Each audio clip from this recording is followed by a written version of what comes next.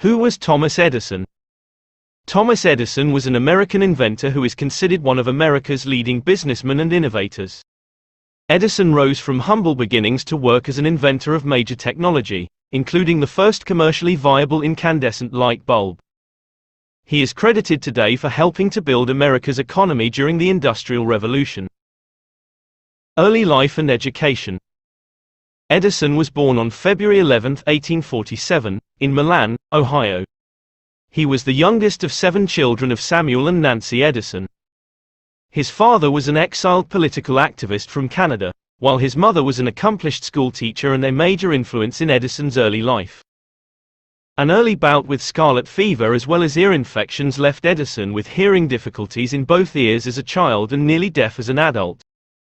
Edison would later recount, with variations on the story, that he lost his hearing due to a train incident in which his ears were injured.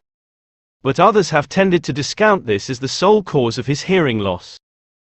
In 1854, Edison's family moved to Port Huron, Michigan, where he attended public school for a total of 12 weeks. A hyperactive child, prone to distraction, he was deemed difficult by his teacher. His mother quickly pulled him from school and taught him at home. At age 11, he showed a voracious appetite for knowledge, reading books on a wide range of subjects. In this wide-open curriculum, Edison developed a process for self-education and learning independently that would serve him throughout his life. At age 12, Edison convinced his parents to let him sell newspapers to passengers along the Grand Trunk Railroad line. Exploiting his access to the news bulletins teletyped to the station office each day, Edison began publishing his own small newspaper, called the Grand Trunk Herald. The up-to-date articles were a hit with passengers. This was the first of what would become a long string of entrepreneurial ventures where he saw a need and capitalized on the opportunity. Edison also used his access to the railroad to conduct chemical experiments in a small laboratory he set up in a train baggage car. During one of his experiments, a chemical fire started and the car caught fire. The conductor rushed in and struck Edison on the side of the head, probably furthering some of his hearing loss. He was kicked off the train and forced to sell his newspapers at various stations along the route. Edison the telegrapher. While Edison worked for the railroad, a near-tragic event turned fortuitous for the young man. After Edison saved a 3-year-old from being run over by an errant train, the child's grateful father rewarded him by teaching him to operate a telegraph. By age 15, he had learned enough to be employed as a telegraph operator.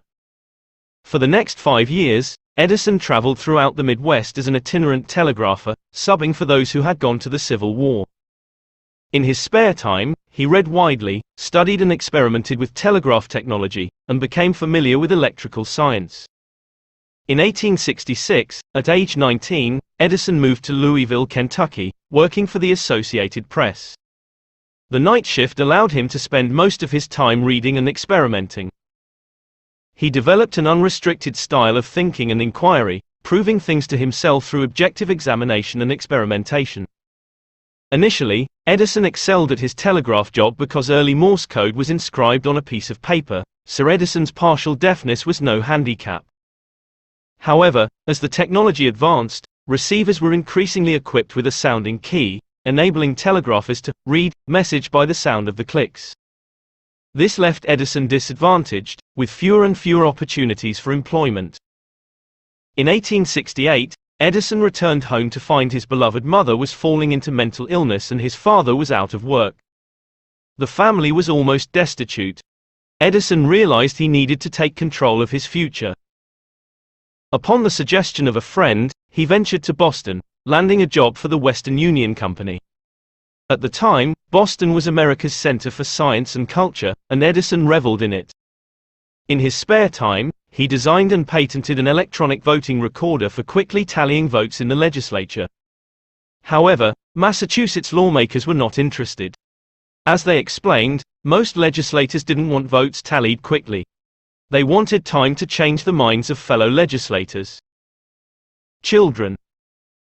In 1871, Edison married 16-year-old Mary Stilwell, who was an employee at one of his businesses. During their 13-year marriage, they had 3 children, Marion, Thomas and William, who himself became an inventor. In 1884, Mary died at the age of 29 of a suspected brain tumor. 2 years later, Edison married Mina Miller, 19 years his junior. Thomas Edison, inventions. In 1869, at 22 years old, Edison moved to New York City and developed his first invention, an improved stock ticker called the Universal Stock Printer, which synchronized several stock tickers' transactions. The Golden Stock Telegraph Company was so impressed, they paid him $40,000 for the rights. With this success, he quit his work as a telegrapher to devote himself full-time to inventing. By the early 1870s, Edison had acquired a reputation as a first-rate inventor. In 1870, he set up his first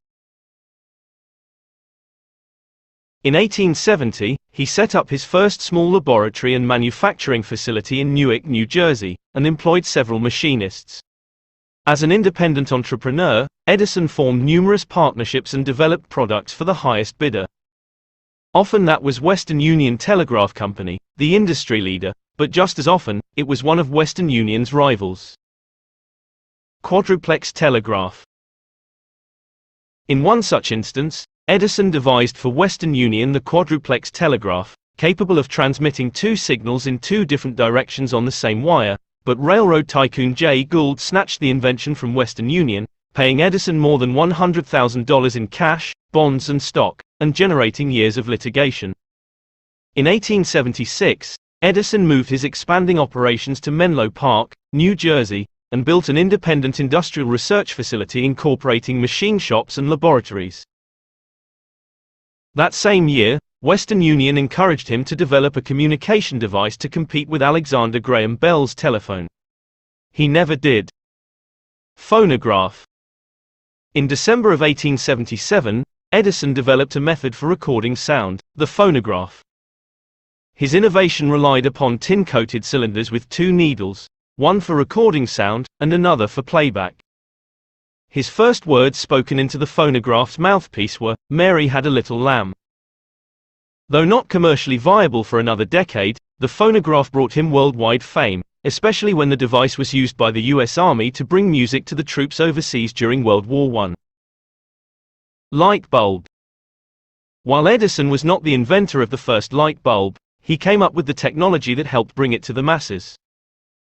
Edison was driven to perfect a commercially practical, efficient incandescent light bulb following English inventor Humphrey Davy's invention of the first early electric arc lamp in the early 1800s. Over the decades following Davy's creation, scientists such as Warren de la Rue, Joseph Wilson Swan, Henry Woodward and Matthew Evans had worked to perfect electric light bulbs or tubes using a vacuum but were unsuccessful in their attempts. After buying Woodward and Evans' patent and making improvements in his design, Edison was granted a patent for his own improved light bulb in 1879. He began to manufacture and market it for widespread use. In January 1880, Edison set out to develop a company that would deliver the electricity to power and light the cities of the world. That same year, Edison founded the Edison Illuminating Company, the first investor-owned electric utility, which later became General Electric. In 1881, he left Menlo Park to establish facilities in several cities where electrical systems were being installed. In 1882, the Pearl Street generating station provided 110 volts of electrical power to 59 customers in Lower Manhattan. Later inventions and business. In 1887, Edison built an industrial research laboratory in West Orange, New Jersey, which served as the primary research laboratory for the Edison lighting companies. He spent most of his time there, supervising the development of lighting technology and power systems. He also perfected the phonograph, and developed the motion picture camera and the alkaline storage battery. Over the next few decades, Edison found his role as inventor transitioning to one as industrialist and business manager. The laboratory in West Orange was too large and complex for any one man to completely manage, and Edison found he was not as successful in his new role as he was in his former one. Edison also found that much of the future development and perfection of his inventions was being conducted by university-trained mathematicians and scientists. He worked best in intimate, unstructured environments with a handful of assistants and was outspoken about his disdain for academia and corporate operations. During the 1890s, Edison built a magnetic iron ore processing plant in northern New Jersey that proved to be a commercial failure. Later, he was able to salvage the process into a better method for producing cement. Motion picture. On April 23, 1896, Edison became the first person to project a motion picture, holding the world's first motion picture screening at Costa and Bial's Music Hall in New York City. His interest in motion pictures began years earlier, when he and an associate named W.K.L. Dixon developed a kinetoscope, a peephole viewing device. Soon, Edison's West Orange laboratory was creating Edison films. Among the first of these was The Great Train Robbery, released in 1903. As the automobile industry began to grow, Edison worked on developing a suitable storage battery that could power an electric car. Though the gasoline-powered engine eventually prevailed, Edison designed a battery for the self-starter on the Model T for friend and admirer Henry Ford in 1912. The system was used extensively in the auto industry for decades. During World War I, the U.S. government asked Edison to head the Naval Consulting Board, which examined inventions submitted for military use. Edison worked on several projects, including submarine detectors and gun location techniques. However, due to his moral indignation toward violence, he specified that he would work only on defensive weapons, later noting, "I am proud of the fact that I never invented weapons to kill." By the end of the 1920s, Edison was in his 80s. He and his second wife, Mina, spent part of their time at their winter retreat in Fort Myers, Florida, where his friendship with automobile tycoon Henry Ford flourished, and he continued to work on several projects, ranging from electric trains to finding a domestic source for natural rubber. Patents. During his lifetime, Edison received 1,093 U.S. patents and filed an additional 500 to 600 that were unsuccessful or abandoned. He executed his first patent for his electrographic vote recorder on October 13, 1868, at the age of 21. His last patent was for an apparatus for holding objects during the electroplating process. Thomas Edison and Nikola Tesla. Edison became embroiled in a long-standing rivalry with Nikola Tesla, an engineering visionary with academic training who worked with Edison's company for a time. The two parted ways in 1885 and would publicly clash in the War of the Currents about the use of direct current electricity, which Edison favored, versus alternating currents, which Tesla championed. Tesla then entered into a partnership with George Westinghouse, an Edison competitor, resulting in a major business feud over electrical power. Elephant killing. One of the unusual, and cruel, methods Edison used to convince people of the dangers of alternating current was through public demonstrations where animals were electrocuted. One of the most infamous of these shows was the 1903 electrocution of a circus elephant named Topsy on New York's Coney Island. When did Thomas Edison die? Edison died on October 18, 1931, from complications of diabetes in his home, Glenmont, in West Orange, New Jersey. He was 84 years old. Many communities and corporations throughout the world dimmed their lights or briefly turned off their electrical power to commemorate his passing. Edison's legacy. Edison's career was the quintessential rags to riches success story that made him a folk hero in America.